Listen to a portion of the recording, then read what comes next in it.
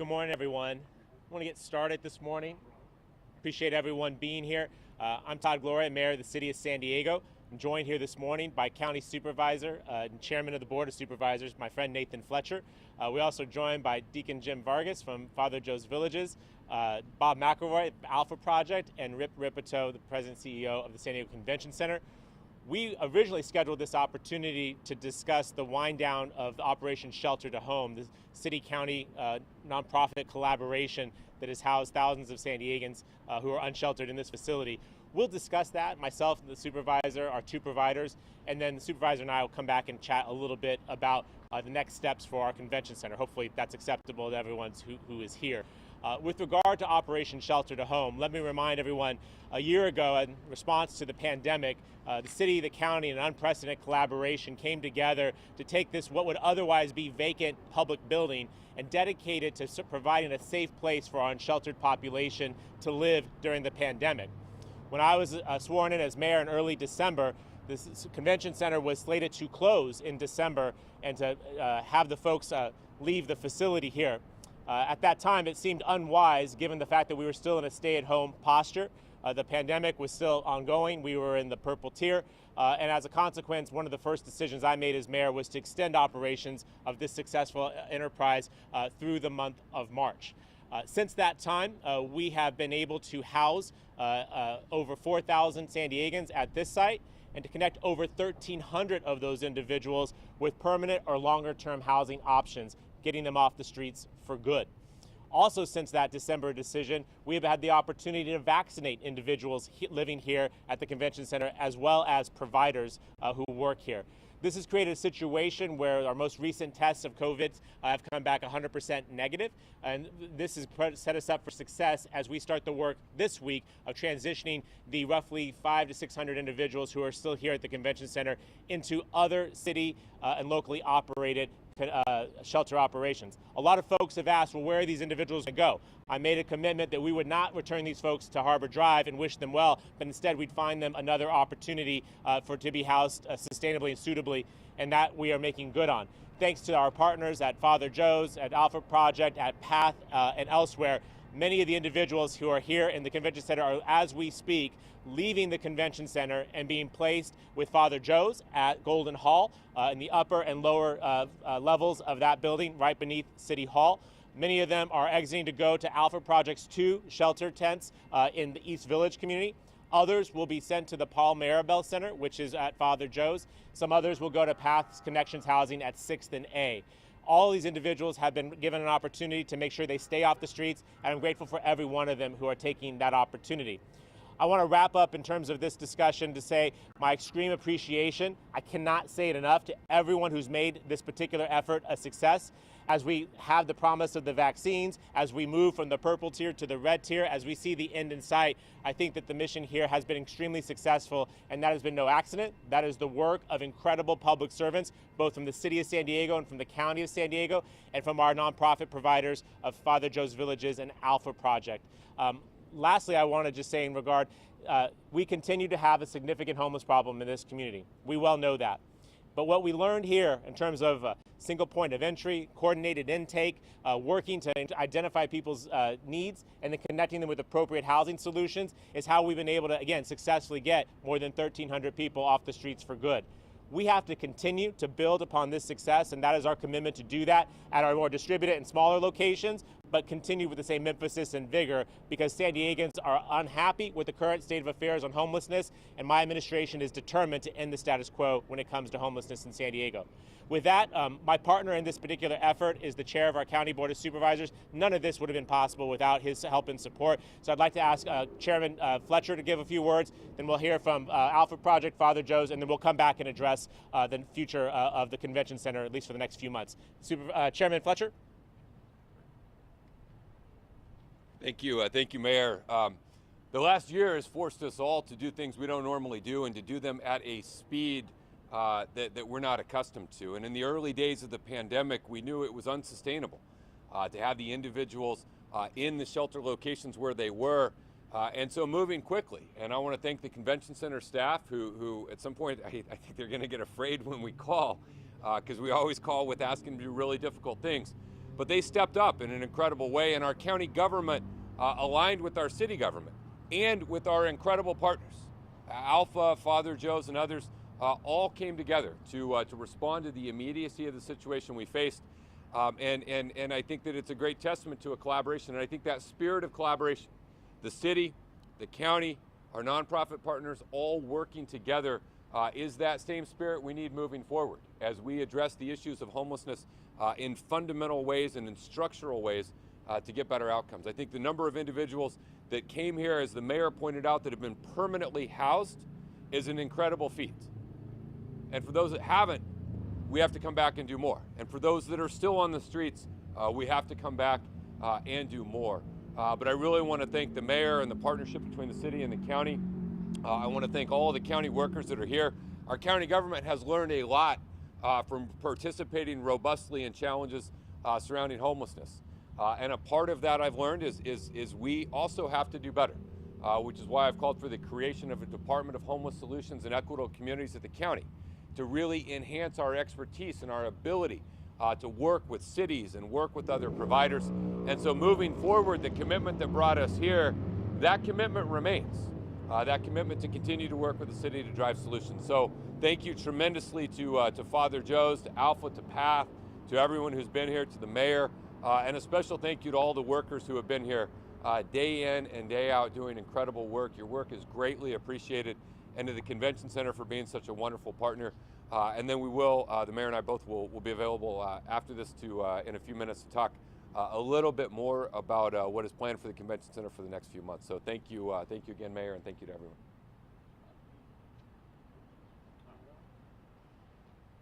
Throw me out there first. Morning, everyone. I just came from Bridge Shelter 1 on 16th and Newton, and happy to say that our 180 men and women are safely tucked in, warm and cozy, having their morning breakfast and coffee. We'll be moving to Bridge Shelter 2 this afternoon. That's 17th and Imperial. But just to harken back just for a second, you know, a year ago when we got the word that we were going to bug out of those facilities and come to the Convention Center, you were a little stressed out. And certainly when we saw the enormity of the facilities over here, it was kind of intimidating. But I just have to hand it to our residents who made the best of this situation, who did all the things that we asked them to do, and then follow the rules. You know, it's actually more than 1,300 people now that moved on to some housing, where it be permanently supportive or transitional or whatever. And I want to thank Nate and Todd. You know, these guys have been friends of mine for a long time. They stepped up, and I've never seen in my 35 years the close cooperation, and Rip obviously, close cooperation between the city and the county. You know, we've had over 60 cities come down to the Alpha facilities over the last year and see what we do and how we do it.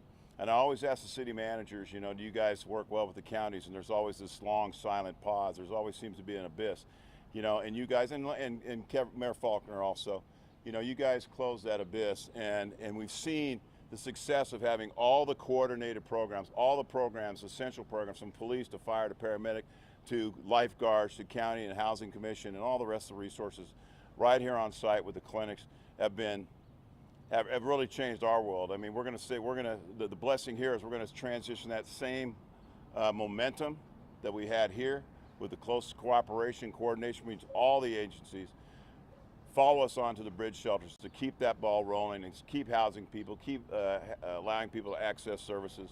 And you know, it's really inspiring to our residents to see the kindness, certainly Rip and your team, the kindness and the attention, and seeing a lot of new faces come down, want to know how they're doing today. That's medicinal for us. That's great for self-estaim and people's confidence to know that people, not just the providers that they see every day, but a whole network of people come and see how folks are doing every day, establish relationships with our folks, and we're all here for one reason, that's be successful. These folks are no longer homeless. So I just want to thank all of you guys. God bless you guys and gals, and let's just keep the ball rolling.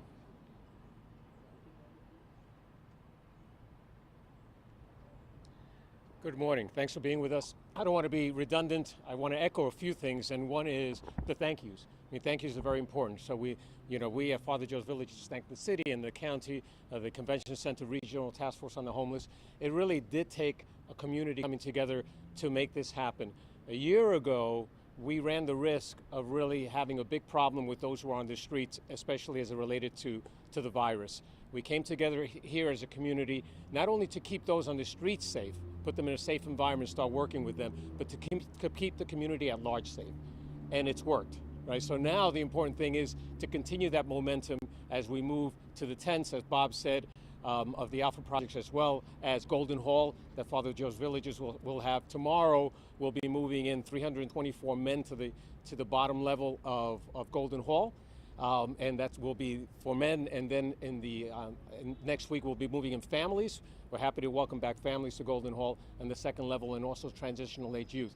So the momentum has to continue. The issue is still there, it's still large. We need to get people off the streets and into self-sufficiency. And at the end, self-sufficiency means housing. Right? So that's extremely important. So just a moment in Spanish for those Spanish viewers out there. En Padre Dios Villages quiere dar las gracias al condado, a la ciudad, también al centro de convenciones aquí y el Regional Task Force on the Homeless, porque como una comunidad en este año pudimos traer más de 1,300 personas aquí en la convención para que estén saludables y con seguridad. Y ahora tenemos que seguir con el apoyo de la comunidad para poder ayudar a los que están sin techo en las calles para que puedan tener hogares propios. Y eso es lo que tenemos que seguir haciendo cada día, porque hay muchos que están en las calles sin techo y necesitan la ayuda de la comunidad. Les doy las gracias. Thank you. Thank you, Deacon.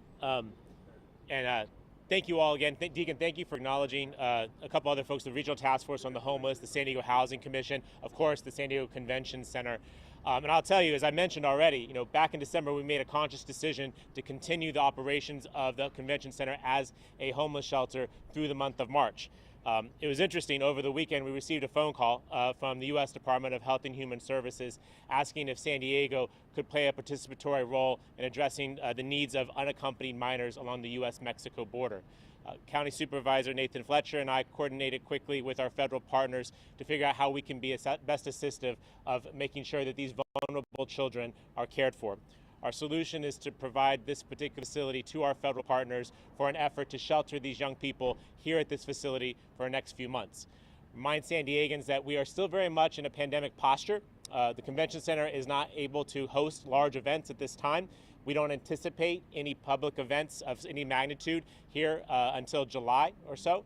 And as a consequence, as we transition the homeless out of this facility into other shelters across the community, we have a building, a large public asset owned by the people of this great city that we can put to use to address this need in the community. We are going to do that because it's the right thing to do. These are children. Some of them are very young, they're very vulnerable, and they need our help. And what I know about my hometown of San Diego is that we are a welcoming city, and this is a time for us to prove that, and we will do that. We will be working with the federal government to work out the details, and as soon as we have those details, we will make them known to all of you. It's important to be upfront, clear, transparent, and honest with the public with what we hope to do here. It is our expectation that the federal government is the lead on this particular effort. They're funding this effort.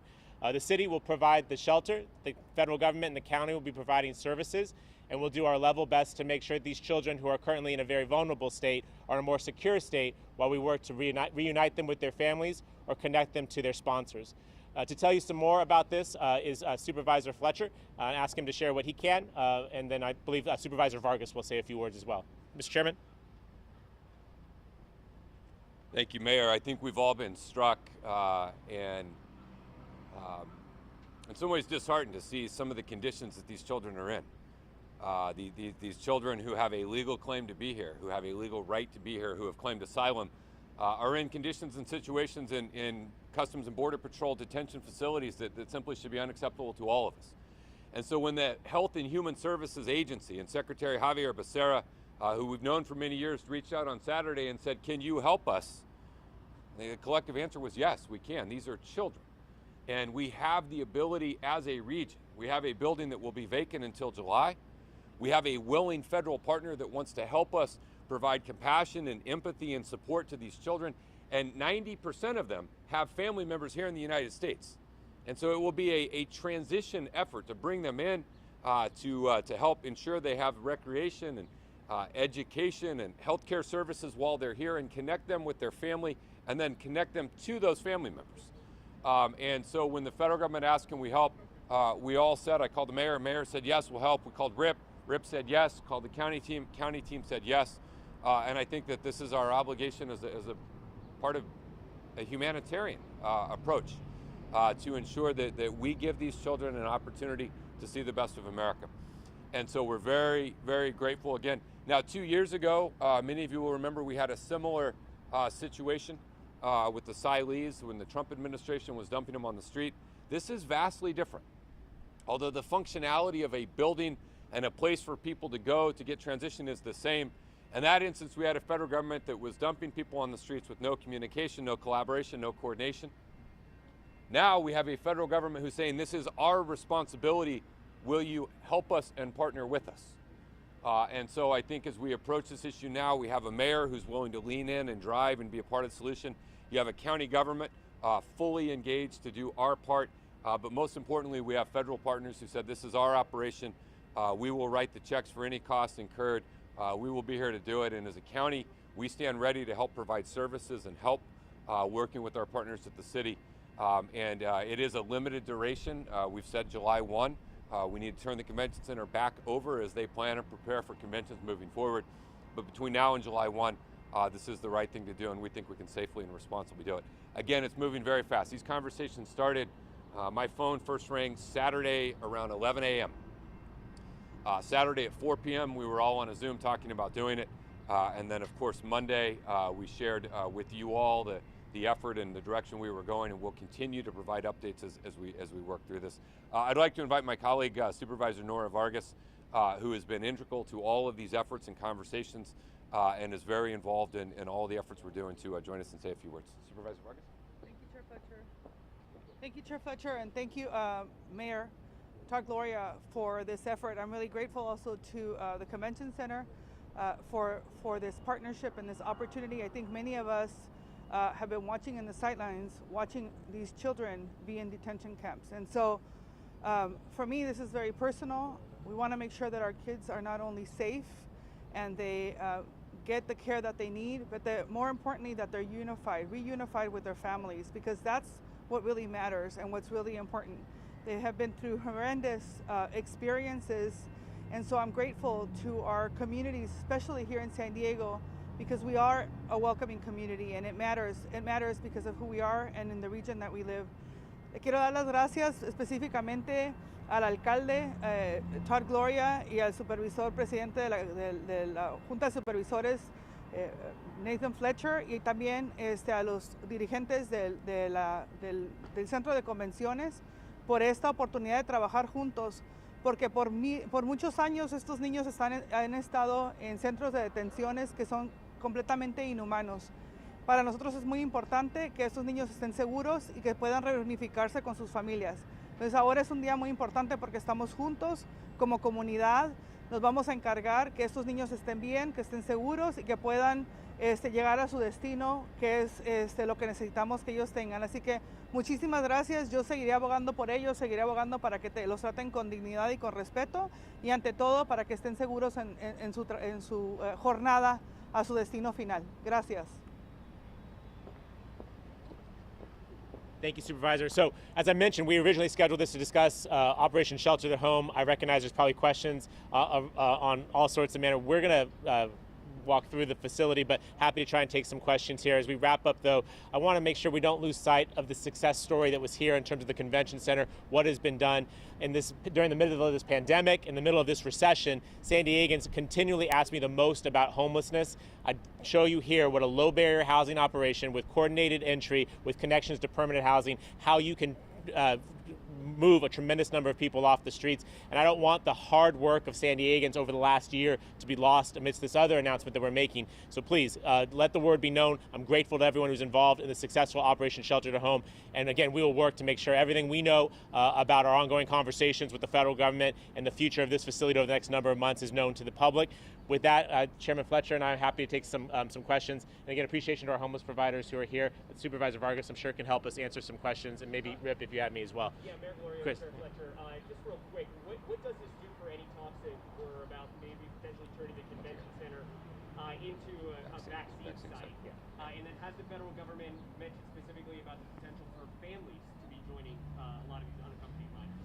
Yes, I'll take the second one and then the first one. There hadn't been any discussion about families. I think the immediacy of the situation is getting the children out of CBP custody. And so that has been the focus and working on the children issue, and that's been the only thing that has been discussed to this point. When it comes to vaccines, I think a couple of things are important to note. One is we could do 3 times as many vaccines right now as we're doing with the infrastructure built out that doesn't take into account Petco. And so we have tremendous capacity in the system as it is. And so when we had contemplated coming to the convention center, it was if and when the supply exceeded our internal capacity. Now, this will force us to rethink where that would go, but our problem with vaccines has never been a shortage of locations to set up vaccine superstations. That hasn't been the problem. The problem has been a shortage of vaccines. Yesterday, we launched a new vaccine site at San Diego State University in the Viejas Arena. That can do 1,500 a day. Today, we launched one at the Mexican consulate. And so we will continue to look and assess for options. This operation here will in no way impact our ability to administer vaccines, because as that supply increases, we have a ways to go and we can easily build out additional things. So it will in no way will impact our ability to administer vaccines. We can find other locations. Have you guys been given a time frame about when they could potentially arrive to children? Perhaps as early as this weekend, but there's still a lot of details. People are moving very fast and working very hard to figure out, it's important. We have to do it responsibly, and we have to make sure that the setup and the services are right, but we also take into account the conditions these children are in now, and the fact that we can easily do better than that. And so we're working rapidly, but as early as this weekend. Speaking of conditions, what are the conditions for these children going to be in there? The conditions are going to be humane. I think it's important to note right now they're in a federal detention facility with a law enforcement detention approach. And when they come here, they'll be in an environment that is run by a Health and Human Services agency. And so I think it is about providing health care, about trauma-informed care, about having recreational opportunities, about nutritious food service, and all of the things that we would take into account.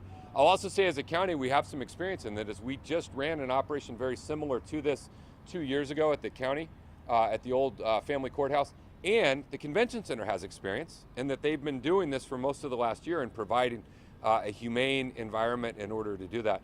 But it is designed to be transitory. The kids will come in, case managers and case workers will help verify their family, the federal government taking the lead on that and connect them with them. So the goal is not a long-term housing situation for these kids.